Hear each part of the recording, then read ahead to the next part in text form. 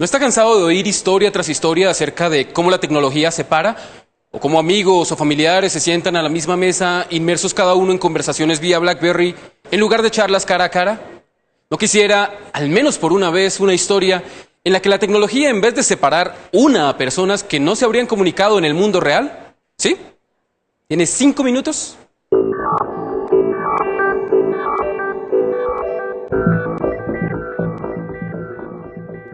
Danny, Derek, Albert y Carlos viven en Nueva York, en las calles de Nueva York. Sus nombres, sus rostros y sus historias podrían haber permanecido confundidos con los de cerca de 100.000 neoyorquinos que cada año se hallan sin hogar. Se estima que 1 de cada 20 habitantes de la capital del mundo se ha visto en la indigencia en algún momento de su vida. Visibilizar el fenómeno de la indigencia en la Gran Manzana es lo que se propuso un proyecto denominado Underheard in New York. Underheard in New York is an awareness initiative to kind of create a community around the homeless population of New York City. We've set up 4 homeless people, Carlos, Albert, Danny, and Derek, with prepaid cell phones with a month of unlimited text messaging and their very own Twitter accounts. ¿Cómo se involucraron ustedes en este proyecto? Well, what it is all 3 of us are interns at BBH, which is an advertising agency here in New York. And during our internship, they challenged us to do something good famously. So when focusing on the good part. So when we focus on the famous part, we know people would give us backlash for that. And famous is how we wanted to interpret it. We've interpreted famous as just making people listen, and when we took in the famous part, we thought we would do something larger, and that's just kind of how the whole idea for Underheard in New York developed. El plan inicial era realizar el experimento por 30 días, pero el éxito de la iniciativa llevó a sus promotores a extender ese plazo. The fact of living here and noticing these people in his daily life, maybe they're people that he sees every day outside the subway or on the street, but he doesn't know them. I know I've had that experience since I moved here. I see, maybe the same homeless people on a daily basis, and yet I don't have a relationship with them. And I think everybody who lives here in New York probably has that similar experience. So we thought we would try to kind of change that and see if there's anything we could do. La generalidad de los tweets trata acerca de los desafíos de vivir sin un techo en una ciudad como Nueva York. Poco a poco, tuiteros de todo el mundo comenzaron a interactuar con los 4 seleccionados. Derrick recibió una llamada y entradas para la temporada de sus amados gigantes de Nueva York.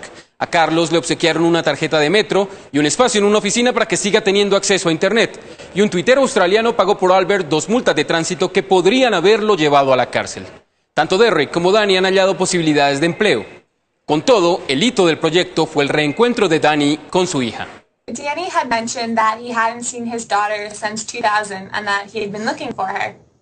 So he posted on his Twitter account that he was looking for his daughter with her name, and we posted a video on our website also with her name. And the very next day, we were just standing there and his phone rang, and it was her. Entre tantos ejemplos de la tecnología al servicio de quienes quieren hacer daño, ¿creen ustedes que esto demuestra que es posible usarla para el bien? Without a doubt. I mean, this project has kind of restored my faith in the kindness of people everywhere. I mean, the fact that Danny's daughter, Sarah, someone she didn't know, sent her the link about her dad trying to find her. I mean, someone from Australia sent Albert $200 so he could pay for his transit tickets that he'd otherwise have no way to do. I mean, it's just great things that we've seen people do out of the goodness of, their hearts, and I think it's wonderful. So yes, I do believe that social media and technology can be used for good. All we were really trying to do was create an interaction between people and the homeless population. And what ended up happening was that people started communicating with them, and they wanted to help them in ways we never thought would be possible, which is like donating a Metro card so that Carlos wouldn't have to walk 50 blocks to go to the library, or maybe or helping Danny find his daughter within 1 day. So stuff like that, It's like people assume that the homeless people are lazy, that they smell, and that if you give them money, that all they'll do with the money is buy beer or buy drugs with it. But then now we have 4 people here who are just like us. They're just trying to get back on their feet. They're trying to find jobs, trying to work, and the only thing that separates us from them is the fact that they're homeless. So I think that this project changes the perception in many people's minds about them. Para más información visite esta dirección. O también puede seguir a los 4 tuiteros. O sígame a mí. Yo soy Wilson Vega en Tiempo Real.